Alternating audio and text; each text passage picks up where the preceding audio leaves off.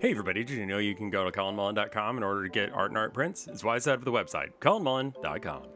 So hey, today we are kind of combining the last couple of videos idea where I just tell you how I'm doing the painting and combining it with my regular style of it being a speed paint. So that way it's not like 3 hours or 2 hours or whatever I actually spent on this. So to start off, we're putting in the sky. We're using a lot of white on the bottom part of the sky, and then we're just being a little bit more like true blue up at the top. This is because of how atmospheric conditions with the way the light goes through hydrogen, I think is the crux of it. We're kind of using this as a way of sculpting out everything.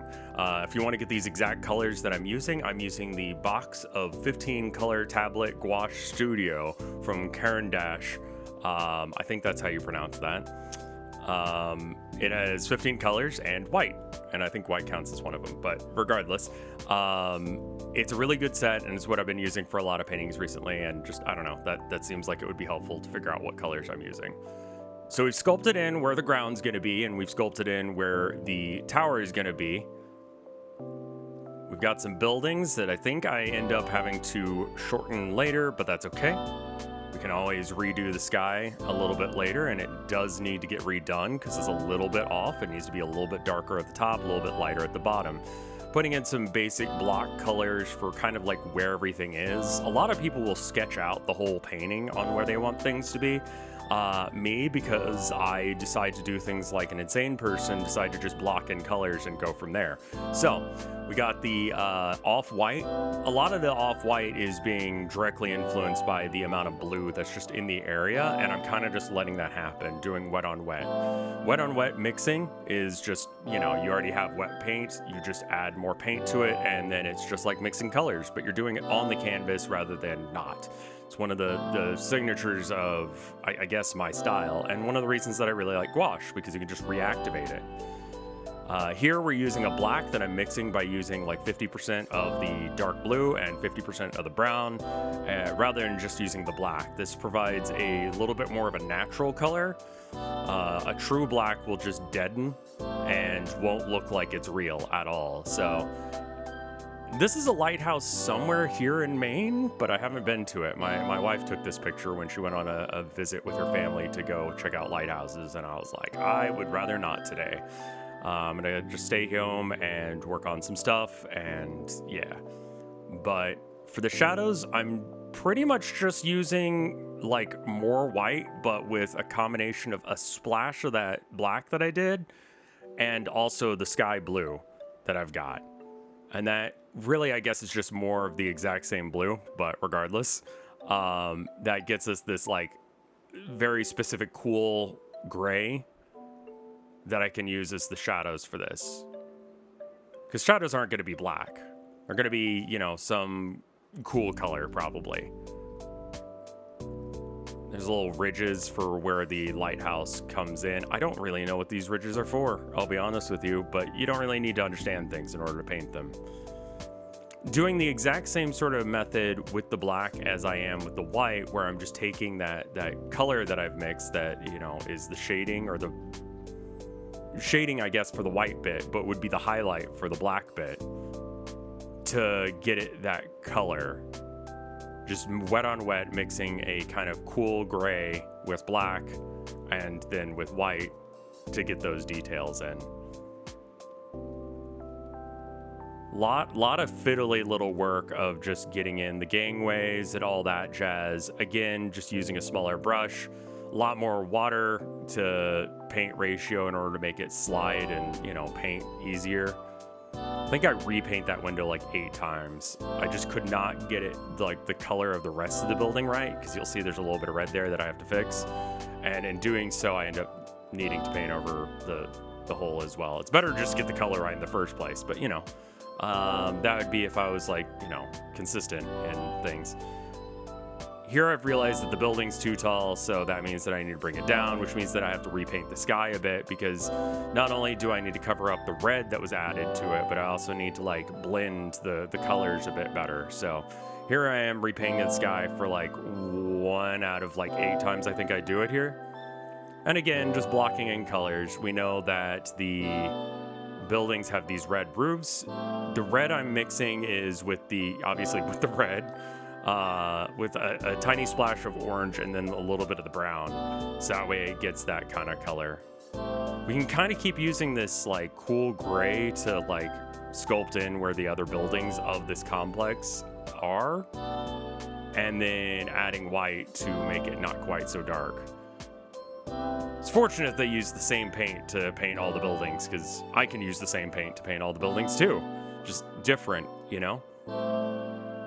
Here we're using with almost no brown in order to make it really pop. And just like, I think a splash of yellow white in order to bring that in. For the roof itself, it's just the pure red as opposed to, you know, using the brown as well. And that'll get us to that gradient there. With the shading color that I've picked out, mixing that with the roof and a little bit more brown. Basically, we continue to bounce between, because we know that the shadows are going to be quote unquote black with that dark blue and that brown. I can just use, depending on what temperature the shadow needs to be, I can use that, you know, either the dark brown if it needs to be more warm, or the dark blue if I want it to be more blue. So I did that for the building and for everything else, basically. Again, blocking in more color because I realized I didn't have quite the right color for the rocks or for the grass here. So I know there's like some dead grass or whatever that is there that needs to be a bit more yellow. Another little building there, same red as the other ones, same white as the other ones. A lot of me mixing colors now to get that gray right. Needed to figure out a different gray because it was like a little too cool. And so, yeah, there we go. Really starting to sculpt in that area now. Because once you get the, you know, if you paint this all like the mid-tone, which is what I'm doing here, then all I really need to do is almost like a comic book. We just do the highlights on top of that, and then we add a little bit of shadows. And we could be a little bit more extreme with the shadows on the rocks because we, you know, rocks will have edges that just do not see sunlight, as opposed to, you know, edges that are more curved. Rocks will have very jagged, sharp edges. We can have very, like, sharp, clean lines for a lot of this. So we're adding in the almost directly white on top of the gray in order to get the highlights done. And then in a minute here, I'll start sculpting in like the shadows and such. And unfortunately, there it is. Yeah, there you go. There we go. Okay, cool. I guess not unfortunately, there it is. And getting a little bit more explicit about where the edges of these individual rocks are, so that way they don't, you know, just look like one mass. There's also some sort of little walkway over there. And by doing like a mixture of the green and the black and the brown, we can get a shade color for the bushes. Then we can add just the straight up green on top of it. And that's kind of what I've done for the hills and also for where these bushes are that are closer to the viewer. Again, adding in a little bit more of that brown to kind of like really give us that illusion of darker bits of it. And then we can paint a lighter color over it, especially if we don't do a whole bunch of paint. But anyway, I need to thank the people on Patreon, starting with my mom and dad. I love you. Thank you, Wapfu. Thank you, Tofoundor. Thank you, Split. Thank you, Spaghetto. Thank you, Sophia Nope. Thank you, Skelecorgi. Thank you, Sheep. Thank you, Seraph. Thank you, Reverend Joe.